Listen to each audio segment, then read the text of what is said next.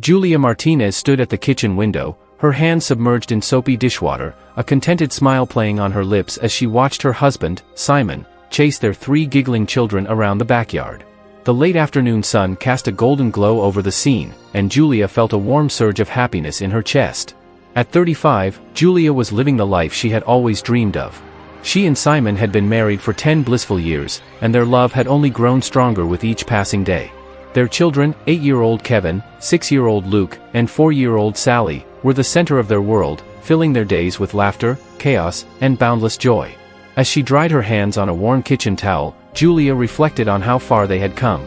She and Simon had met in college, 2 ambitious young students with big dreams. Julia, having grown up in a series of foster homes, had never known the stability of a loving family. Simon, with his easy smile and kind eyes, had shown her what it meant to be truly loved and accepted. After graduation, they had married and thrown themselves into building their careers. Simon had landed a job at a prestigious marketing firm, quickly climbing the ranks with his innovative ideas and charismatic personality. Julia had found her calling as an elementary school teacher, pouring her heart into nurturing young minds. When Kevin was born, they had made the decision for Julia to step back from her career to focus on raising their family. It hadn't been an easy choice, but as she watched her children grow and thrive, Julia knew it had been the right one for them. Mom, look what Dad taught us. Kevin's excited voice broke through her reverie. Julia looked up to see her eldest son attempting a wobbly cartwheel, his brothers clapping enthusiastically. That's wonderful, sweetie. Julia called back, laughing as Kevin toppled over, a wide grin on his face despite his less-than-perfect execution. Simon jogged over to the window, slightly out of breath but beaming. I think I've created a monster, he chuckled, leaning in to plant a quick kiss on Julia's cheek. They're going to be doing cartwheels all over the house now. Julia playfully swatted him with the dish towel. And who's going to be responsible for any broken lamps, I wonder? Simon held up his hands in mock surrender. Guilty as charged. But admit it, you love seeing them so happy. I do, Julia agreed softly, her eyes shining with emotion. We're so lucky, Simon. Sometimes I can hardly believe this is our life. Simon wrapped an arm around her waist, pulling her close. We've worked hard for this, Jules. We deserve every bit of happiness we have. As they stood there, watching their children play in the fading sunlight, neither Julia nor Simon could have imagined how quickly their perfect world was about to come crashing down. The first signs of trouble came so subtly that Julia almost missed them. It started with Simon coming home later than usual, his brow furrowed with worry lines that hadn't been there before. He brushed off her concerns, attributing his stress to a big project at work. But as the weeks wore on, Julia couldn't shake the feeling that something was seriously wrong. Simon grew distant, spending more time locked away in his home office than with the family. The laughter and joy that had once filled their home seemed to dim, replaced by an undercurrent of tension that even the children could sense. It all came to a head on a crisp autumn evening. Julia had just put the kids to bed when she heard the front door open and close with a quiet click. She made her way downstairs, expecting to find Simon in the kitchen grabbing a late dinner. Instead, she found him slumped on the couch, his head in his hands. Simon, she asked tentatively, her heart racing with fear. What's wrong? He looked up at her, his eyes red-rimmed and filled with a despair she had never seen before. I've been let go, he said, his voice barely above a whisper. Julia felt as if the floor had dropped out from beneath her feet. What? But how? Why? Simon ran a hand through his hair, his shoulders sagging with defeat. Budget cuts. They're downsizing the entire department. I tried to fight it, Jules. I did everything I could, but... Julia moved to sit beside him, wrapping her arms around his trembling form. It's okay, she murmured, even as her mind raced with the implications of this news. We'll figure this out. Together. But as the days turned into weeks, and the weeks into months, it became clear that figuring it out wasn't going to be as easy as Julia had hoped. Simon threw himself into job hunting with a desperate intensity, but each rejection seemed to chip away at his confidence and optimism. Julia did her best to keep the family afloat. She picked up part-time work at the local library, carefully managing their savings to stretch every dollar. She put on a brave face for the children, assuring them that everything would be all right, even as she lay awake at night worrying about how they would make the next mortgage payment. It was Simon who crumbled first. Julia came home one afternoon to find him sprawled on the couch, an empty beer bottle dangling from his fingers. The acrid smell of alcohol hung in the air, mixing unpleasantly with the stale odor of unwashed clothes and despair.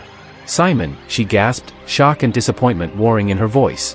What are you doing? He looked at her through bloodshot eyes, a bitter laugh escaping his lips. What does it look like, Jules? I'm embracing my new role as a worthless, unemployed bum. Julia flinched at the self-loathing in his voice. You're not worthless, she insisted, moving to kneel beside him. This is just a setback. We'll get through this. But Simon was beyond hearing her encouragement. He pushed himself up, swaying slightly as he stood. A setback, he sneered. Wake up, Julia. It's been months. No one wants to hire a washed-up has-been like me. That's not true, Julia protested, reaching for him. You just need to keep trying. Keep trying? Simon's voice rose, anger flashing in his eyes. That's all I've been doing. And what good has it done? We're drowning in debt, the kids can barely remember what it's like to have a normal life, and you're killing yourself trying to hold everything together. Julia felt tears prick at her eyes. I'm doing it because I love you, she said softly. Because I believe in you. For a moment, something softened in Simon's expression. But then, as quickly as it had appeared, it was gone, replaced by a cold, hard mask. Well, maybe you shouldn't, he muttered, brushing past her to grab his keys. Where are you going? Julia asked, alarm rising in her chest. Out, Simon replied shortly. Don't wait up. The slamming of the front door echoed through the house, followed by the roar of Simon's car engine. Julia sank onto the couch, burying her face in her hands as the tears she had been holding back for months finally broke free. She didn't know how long she sat there, sobbing quietly, before a small voice broke through her misery. Mommy? Why are you crying? Julia looked up to see Kevin standing in the doorway, his young face etched with concern. Hastily wiping her eyes, she forced a smile. It's nothing, sweetheart. Mommy's just a little tired. Kevin padded over to her, climbing onto the couch and wrapping his small arms around her. It's okay, Mommy, he said solemnly. I'll take care of you. Julia hugged him tightly, her heart swelling with love even as it ached with the weight of their situation. In that moment, she made a silent vow. No matter what happened, no matter how bad things got, she would protect her children. She would give them the stable, loving home she had never had growing up, even if it meant facing the hardest decision of her life. The weeks that followed Simon's first drunken outburst were a blur of tension and heartache for Julia. She watched helplessly as the man she loved, the father of her children, spiraled deeper into depression and alcoholism. Simon's days became a monotonous cycle of half-hearted job searches followed by hours spent in front of the television, beer in hand. Julia tried everything she could think of to help him.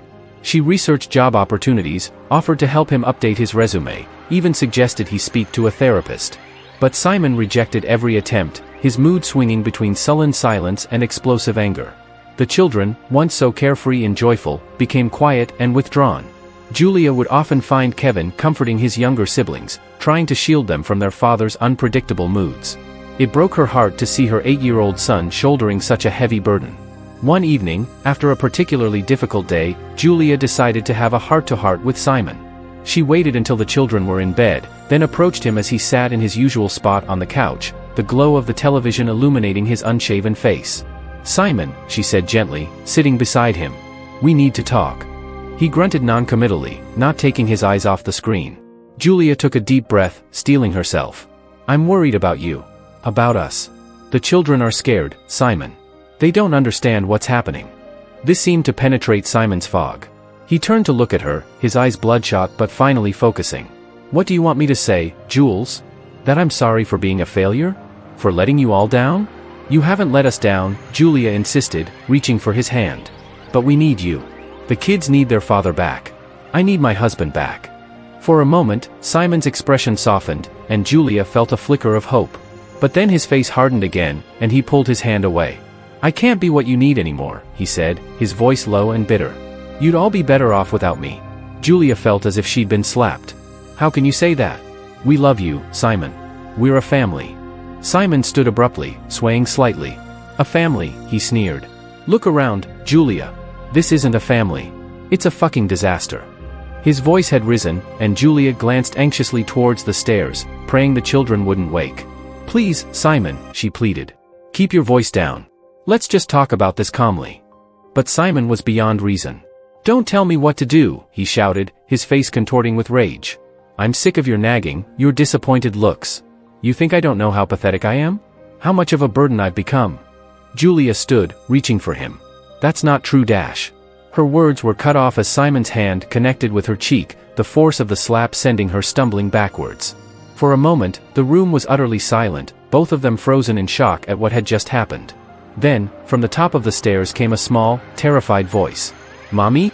Julia turned to see Kevin standing there, his eyes wide with fear. Behind him, Luke and Sally peered around the corner, clinging to each other. The sight of her children's frightened faces snapped Julia out of her shock. In that moment, she knew what she had to do. Go back to your rooms, sweethearts, she said, forcing her voice to remain calm. Everything's okay. Mommy will be up in a minute. As the children reluctantly retreated, Julia turned back to Simon. He stood there, staring at his hand as if he couldn't believe what he'd done. "Jules," he began, his voice breaking. "I'm so sorry. I didn't mean dash." "Don't," Julia cut him off, her voice cold. "Just, don't." Without another word, she turned and climbed the stairs. Her cheek throbbed, but the pain in her heart was far worse. As she comforted her crying children, assuring them that everything would be all right, Julia's mind was racing. She knew now that she couldn't stay. For the sake of her children, for her own sake, she had to leave. The thought terrified her. She had no job, no savings, nowhere to go. But as she held her trembling children close, she knew that any future, no matter how uncertain, was better than staying in a home filled with fear and violence. That night, after the children had finally fallen into an uneasy sleep, Julia began to plan. She would wait until Simon passed out, a daily occurrence now, and then she would take the children and go. Where, she didn't know. But she would figure it out. She had to. As she packed a small bag with essentials, Julia's eyes fell on a framed photo on her bedside table. It showed her and Simon on their wedding day, both of them radiant with happiness and hope for the future. A sob caught in her throat as she realized how far they had fallen from that perfect moment. "I'm sorry, Simon," she whispered, touching the photo gently. "I love you. But I have to protect our children. Even if it means protecting them from you." With a heavy heart, Julia zipped up the bag and waited for her chance to escape into an uncertain future. Julia straightened her shoulders, meeting his gaze steadily. "We're starting over," she said simply. "We need a place to live, Mr. Jenkins. I can't pay much, but I promise I'll be a good tenant. I'll take care of the place, do repairs, anything you need." Mr. Jenkins studied her for a long moment, his bushy eyebrows drawn together in thought. Then, to Julia's surprise, his face softened into a grandfatherly smile. "Well, Mr. Jenkins said, his voice softening, "I've been around long enough to know when someone's in a tight spot. The place ain't much, but it's clean and safe. If you're willing to do some work around the property to offset the rent, we might be able to work something out." Julia felt a wave of relief wash over her. "Thank you," she said, her voice thick with emotion. "You have no idea how much this means to us." Mr. Jenkins waved off her thanks, a bit embarrassed by her gratitude. "Let's take a look inside, shall we? You can decide if it'll suit you and the little ones." The house was small and in need of some TLC, but to Julia, it looked like paradise. There were 2 tiny bedrooms, a small living area, and a kitchenette that had seen better days. But it was clean, as Mr. Jenkins had promised, and Julia could already envision how she could make it feel like home. "We'll take it," she said firmly, before she could second-guess herself. Mr. Jenkins nodded, a hint of approval in his eyes. "All right then. Let's sort out the paperwork. You can move in today if you like." As Julia signed the rental agreement with shaking hands, she felt a mix of terror and exhilaration. This was it, the first step towards their new life. The next few weeks were a whirlwind of activity. Julia threw herself into making their new house a home, scouring thrift stores and garage sales for affordable furniture and household items. She planted a small vegetable garden in the backyard, hoping to save money on groceries. The children, though still confused and sometimes sad about leaving their old home, slowly began to adjust to their new surroundings. Julia knew she needed to find work quickly. Their meager savings wouldn't last long, even with the reduced rent Mr. Jenkins had graciously offered. She applied for every job she could find, from waitressing to retail, but kept running into the same problem: her lack of recent work experience and the need for flexible hours to care for her children. It was during one of her job hunting excursions that Julia stumbled upon Olivia Johnson's discount store. The small shop was tucked away on a quiet street, its windows filled with an eclectic array of items at bargain prices. A hand-painted sign in the window caught Julia's eye: "Part-time help wanted." With a deep breath, Julia pushed open the door, the cheerful tinkle of a bell announcing her arrival. The shop was cluttered but tidy, filled with the kind of treasures one might find at a well-curated garage sale. Behind the counter stood an elderly woman with silver hair and kind eyes, who looked up as Julia entered. "Can I help you, dear?" the woman asked, her voice warm and welcoming. Julia approached the counter, summoning her courage. "I saw the sign in the window," she began. "I'm looking for work, and I was hoping." The woman, Olivia Johnson, as Julia would soon learn, studied her for a moment, then smiled. "Well, you've come to the right place. I'm not getting any younger, and this old shop could use a pair of younger hands. Tell me, what's your name?" "Julia," she replied, relief flooding through her. "Julia Martinez." Olivia's smile widened. "Well, Julia Martinez, why don't you tell me a bit about yourself?" And so Julia found herself pouring out her story to this kind stranger: her marriage to Simon, the loss of his job, the descent into alcohol and abuse, and her decision to leave with her children.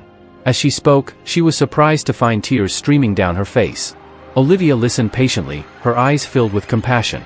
When Julia finished, the older woman reached across the counter and squeezed her hand. "You're a brave woman, Julia," Olivia said softly. "And a good mother. I'd be honored to have you work here." Julia could hardly believe her ears. "Really? You mean it?" Olivia nodded. "We'll start you part-time, see how it goes. The pay isn't much, I'm afraid, but I can be flexible with your hours. And," she added with a twinkle in her eye, "employees get first pick of the merchandise at a discount." Julia laughed through her tears, feeling for the first time in months that things might actually work out. "Thank you, Mrs. Johnson. I promise you won't regret this."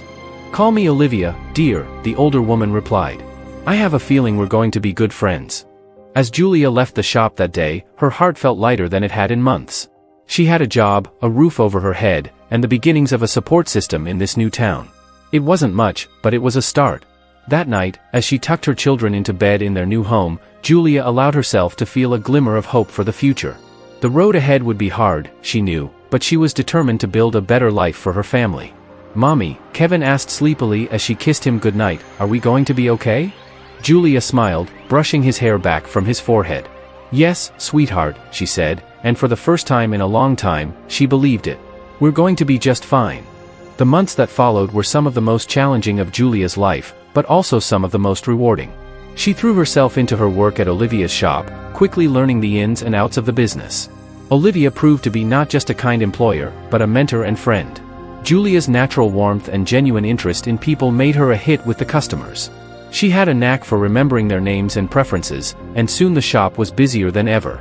Olivia, delighted with Julia's performance, gradually increased her hours and responsibilities. At home, Julia worked tirelessly to create a stable, loving environment for her children. Money was tight, but she made sure they never went hungry. She became an expert at stretching a dollar, cooking nutritious meals from the vegetables in their garden and the discount groceries she could find. Kevin, Luke, and Sally slowly began to thrive in their new surroundings. The fear and uncertainty that had clouded their eyes in the early days of their escape began to fade, replaced by the carefree joy of childhood. Julia's heart swelled with pride as she watched them play and laugh, knowing that her sacrifice had been worth it.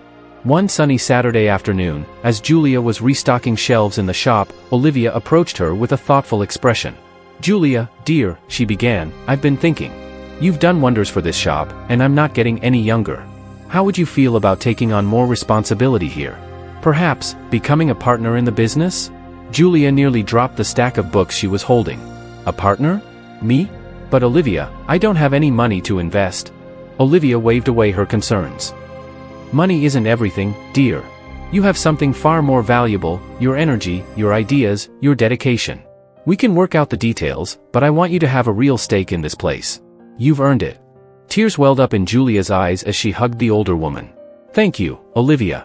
I don't know what to say." Olivia patted her back gently. "Just say yes, dear. And then we'll celebrate with a cup of tea and those scones you love so much." As Julia settled into her new role as Olivia's business partner, she felt a sense of purpose and accomplishment she hadn't experienced in years. She threw herself into learning every aspect of running the shop, from bookkeeping to inventory management. Under her influence, the store began to evolve, attracting a younger clientele while still maintaining its charm for long-time customers. But even as Julia's professional life flourished, she couldn't help but feel a lingering sadness. The children still asked about their father sometimes, especially little Sally, who was too young to fully understand what had happened.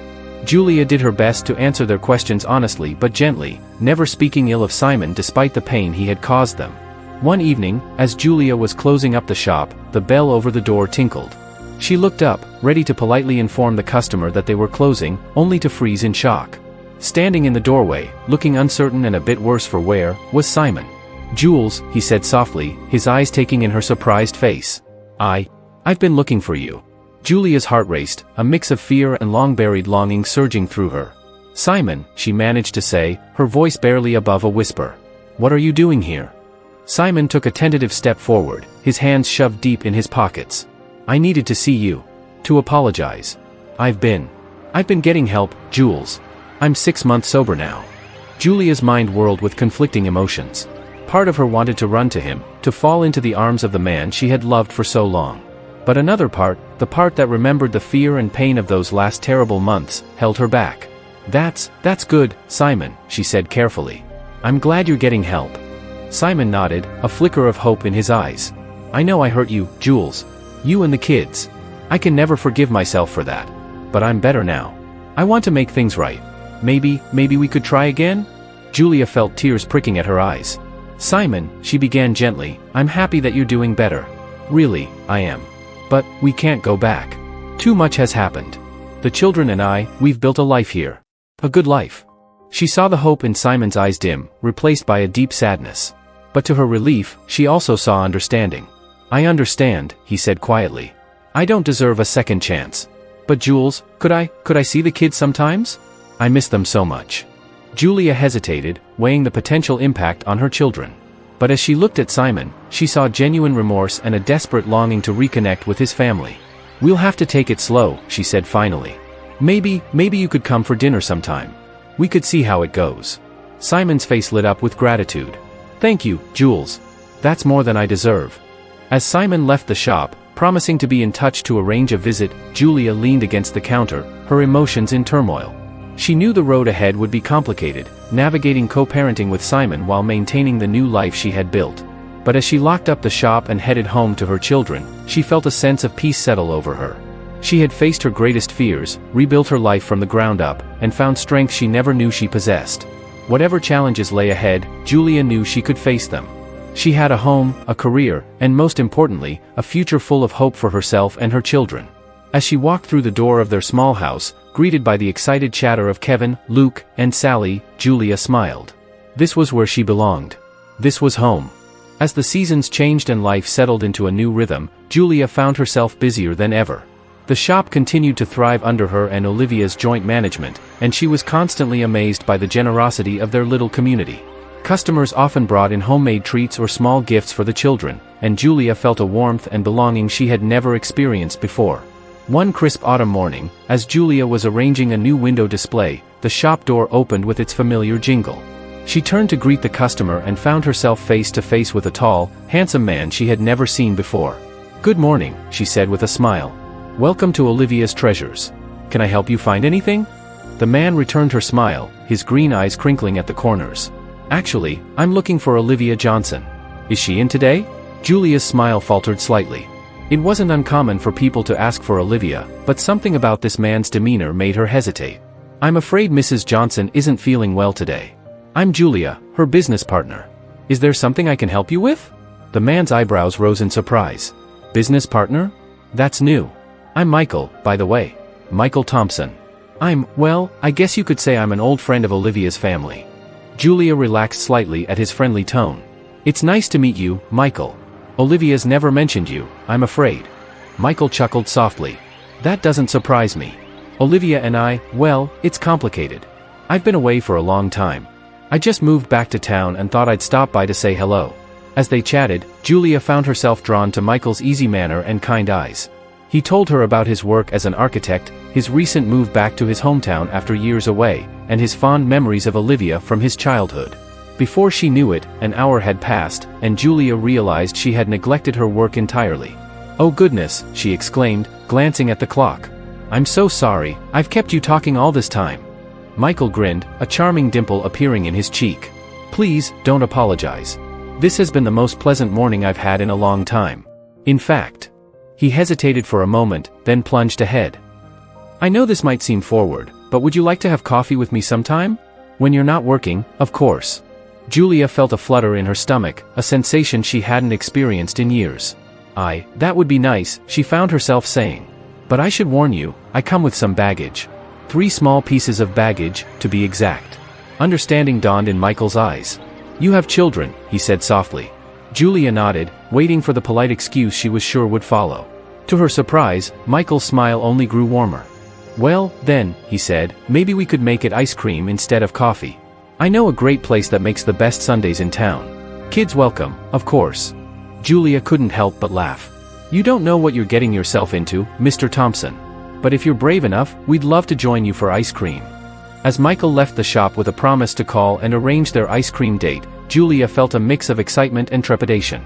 She hadn't even considered dating since leaving Simon, focusing all her energy on her children and the shop. But there was something about Michael that made her want to take a chance. That evening, as she tucked the children into bed, Julia broached the subject gently. "How would you kids feel about making a new friend?" she asked. "There's a nice man I met today who'd like to take us all out for ice cream." Kevin, always the protective older brother, looked skeptical. "Is he going to be like Dad?" he asked, his young face serious. Julia's heart ached at the question. "No, sweetie," she said softly. "He's just a friend. And we'll all go together, okay? If you don't like him, we don't have to see him again." The ice cream outing turned out to be a roaring success. Michael was a natural with children, regaling them with silly jokes and magic tricks that had even the usually reserved Kevin giggling. By the end of the afternoon, Luke was asking when they could see Mr. Mike again, and Sally had declared him her new best friend. As the weeks passed, Michael became a regular fixture in their lives. He joined them for family movie nights, helped Kevin with his math homework, and even pitched in to help Julia with some much-needed repairs around the house. Julia found herself looking forward to his visits, enjoying the easy companionship and the way he seamlessly fit into their little family. One evening, as they sat on the porch swing after the children had gone to bed, Michael turned to Julia with a serious expression. "Jules," he said softly, using the nickname that had once belonged to Simon but now felt right coming from Michael's lips. "I need to tell you something." Julia felt a flicker of anxiety. "What is it?" Michael took a deep breath.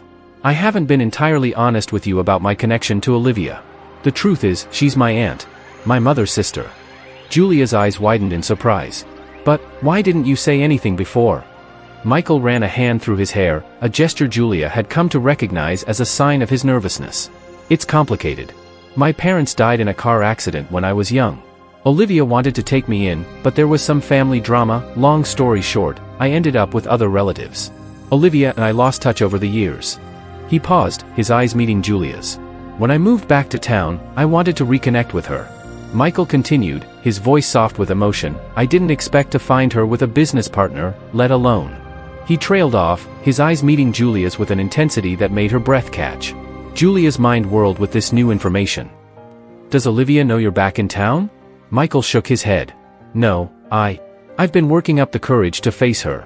When I came to the shop that day, I was planning to talk to her, but then I met you and..." He smiled softly. "Well, things didn't go quite as planned." Julia felt a mix of emotions, surprise at the revelation, a touch of hurt that Michael hadn't been fully honest, but also understanding. Family relationships could be complicated, she knew that all too well. "Michael," she said gently, "you need to talk to Olivia. She talks about her family sometimes. I think she misses them more than she lets on." Michael nodded, looking relieved at Julia's reaction. "You're right. I've been a coward, avoiding it. Will you come with me when I talk to her?" Julia smiled, reaching out to squeeze his hand. "Of course. We'll do it together." The next day, Julia and Michael entered Olivia's treasures hand in hand. Olivia looked up from the counter, her eyes widening as she took in the sight of them. "Michael," she gasped, her hand flying to her heart. "Is that really you?" What followed was an emotional reunion filled with tears, laughter, and long overdue explanations. As Julia watched Olivia and Michael embrace, years of misunderstandings melting away, she felt a warm glow of happiness. Her makeshift family was growing in ways she never could have imagined. Over the next few months, life took on a new, joyful rhythm. Michael became a constant presence in their lives, his relationship with Julia deepening even as he reconnected with Olivia. The children adored him, and Julia found herself falling in love with his kind heart and gentle spirit. One crisp autumn evening, almost a year after they first met, Michael took Julia for a walk in the park where they had their first ice cream date with the kids. As the setting sun painted the sky in brilliant oranges and pinks, he dropped to one knee. "Julia Martinez," he said, his voice thick with emotion, "you and your children have brought more joy into my life than I ever thought possible. I love you, and I love Kevin, Luke, and Sally as if they were my own. Will you marry me?" Tears of joy streamed down Julia's face as she nodded, too overcome to speak. As Michael slipped the ring onto her finger, a simple, elegant band that was perfect for her, Julia marveled at how far she had come. From the depths of despair, she had built a new life filled with love, purpose, and hope. The wedding was a small, joyful affair held in Olivia's backyard. Kevin proudly walked his mother down the aisle, while Luke and Sally scattered flower petals with enthusiasm. Olivia, beaming with happiness, stood as Julia's matron of honor. As Julia and Michael exchanged vows, promising to love and cherish each other and the children, Julia caught sight of a familiar face at the back of the gathering. Simon stood there, a bittersweet smile on his face. He had kept his promise to stay sober and had been slowly rebuilding his relationship with the children. Seeing him there, supportive despite the pain it must have caused him, Julia felt a surge of gratitude for how far they had all come. After the ceremony, as guests mingled and celebrated, Olivia pulled Julia aside. Her eyes were misty as she hugged her tightly. "My dear girl," Olivia said, her voice wavering slightly, "I want you to know how proud I am of you. When you first walked into my shop, I saw a woman who was battered but not broken. You flourished beyond my wildest dreams." Julia felt tears pricking at her eyes. "I couldn't have done it without you, Olivia. You gave me a chance when I needed it most." Olivia smiled, a mischievous twinkle in her eye. "Well, I have one more surprise for you, my dear. Consider it a wedding gift." She led Julia to the old shed in the corner of the yard, Michael following curiously behind them. With a flourish, Olivia opened the door, revealing stacks of old furniture and boxes. "I've been meaning to clean this out for years," Olivia explained. "I want you and Michael to go through it. Anything you want for your new home together is yours." As they began to explore the shed's contents, Michael let out a surprised exclamation. He had opened an old trunk, revealing a collection of antique jewelry and coins. "Aunt Olivia," he gasped, "do you know what these are worth?" Olivia's eyes widened in genuine surprise. "I had no idea that was in there. It must have belonged to your grandfather. He always was a bit of a collector." As they examined the unexpected treasure, Julia's mind raced with possibilities. This could secure their financial future, provide for the children's education, maybe even allow them to expand the business. But more than the monetary value, Julia felt overwhelmed by the symbolism of the moment. This hidden treasure, revealed on her wedding day, felt like a sign. A sign that sometimes, life's greatest riches come disguised as challenges, that love can bloom in the most unexpected places, and that with courage and perseverance, it's possible to build a beautiful life from the ashes of heartbreak. As she stood there, surrounded by her new husband, her dear friend and mentor, and the tangible promise of a bright future, Julia felt a profound sense of gratitude wash over her. She thought of the scared, broken woman she had been when she first arrived in this town, and marveled at the journey that had brought her here. "Well," she said, smiling through happy tears at Michael and Olivia, "I guess this means our adventure is just beginning." Michael wrapped his arm around her waist, pulling her close. "I can't wait to see where it takes us," he murmured, pressing a kiss to her temple. As the sounds of laughter and celebration drifted in from the garden, where their friends and family, both old and new, awaited them, Julia knew that whatever challenges lay ahead, they would face them together. With love, resilience, and the support of their makeshift family, anything was possible. And so, as the sun set on their wedding day, it also rose on a new chapter in Julia's life, one filled with hope, joy, and the promise of happily ever after. 5 years later, Julia stood in front of Olivia's treasures, now expanded and renamed Olivia and Julia's Treasures, and smiled at the bustling street around her. The once quiet neighborhood had transformed into a vibrant community, with new shops and cafes lining the streets.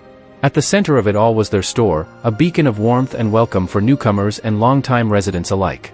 Inside, Michael was helping a customer choose the perfect vintage lamp, while Kevin, now a lanky teenager, restocked shelves with an efficiency that made Julia proud. Luke and Sally were at school, but their artwork adorned the walls, adding splashes of color and joy to the space.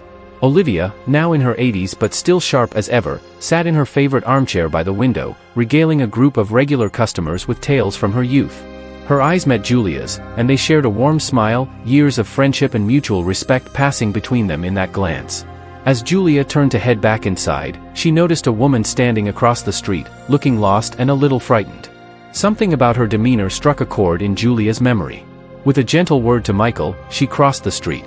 "Excuse me," Julia said softly, approaching the woman. "Are you all right? Can I help you with anything?" The woman started, fear flashing in her eyes before she registered Julia's kind expression. I'm not sure," she admitted, her voice barely above a whisper. "I'm new in town. I don't know where to go." Julia's heart went out to the woman, recognizing the look of someone who had left everything behind to start anew. "Well, you've come to the right place," she said warmly. "Why don't you come inside? We've got great coffee, and I'd love to hear your story, if you'd like to share it." The woman hesitated for a moment, then nodded, relief washing over her face. As Julia led her across the street towards the shop, she felt a profound sense of déjà vu. She remembered standing in this woman's shoes, lost and afraid, and how one act of kindness from Olivia had changed the course of her life. Now, it was her turn to offer that same kindness to someone else. As they entered the shop, the warm atmosphere enveloping them, Julia knew that this was more than just a business. It was a haven, a place of new beginnings and second chances. As she poured a cup of coffee for her new acquaintance, Julia silently renewed her vow to keep paying forward the love and support she had received. At that moment, Julia realized that her journey had come full circle. From a woman needing help to one able to offer it, from a lost soul to the heart of a thriving community. Julia felt a deep sense of contentment as she settled in to listen to the newcomer's story. This was her legacy, not just the successful business or the loving family, but the spirit of resilience, kindness, and hope that she now passed on to others. And in this simple act of reaching out to another soul in need, Julia knew that her own story of redemption and renewal would ripple outward, touching lives in ways she might never know. As the evening sun cast a golden glow through the shop windows, Julia looked around at the life she had built, her family, her friends, her community, and knew that this, right here, was her happily ever after. Not perfect, not without challenges, but rich with love, purpose, and the joy of helping others find their way home. And in the end, isn't that what truly matters?